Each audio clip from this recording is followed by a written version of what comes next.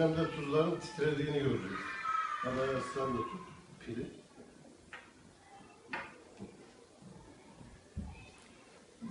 Şimdi tuz taneleri hem sesini duyuyoruz.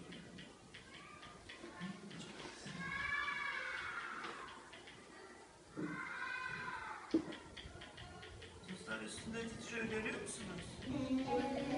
Bizim Göremeyenler deneyimimiz kimler? Göremeyenler Ayaz'ın yanına geçebilir. Ben göremedim. Geç. Ben de göremedim. Geç. Ben de göremedim. Ben de göremedim. Ben de Biraz göremedim. daha sonra edelim. Gel hadi.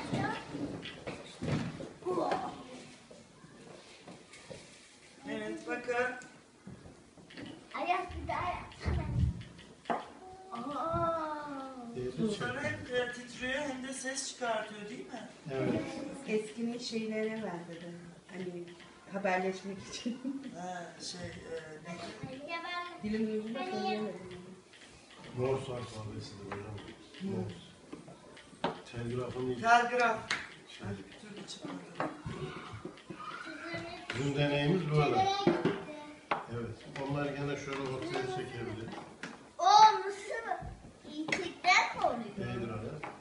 Sen kimse bakmıyor. Burada pilin içinde elektrik var. Bunu hoparlöre veriyoruz. Bu da hoparlör.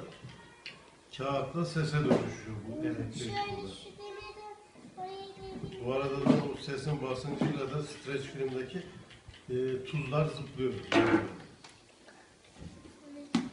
Hayatın şansına tam denk gelmiş.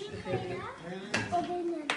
Şu. İsterseniz hocam diğer arkadaşlar da gelsinler görsünler. Evet, Dur. şimdi bir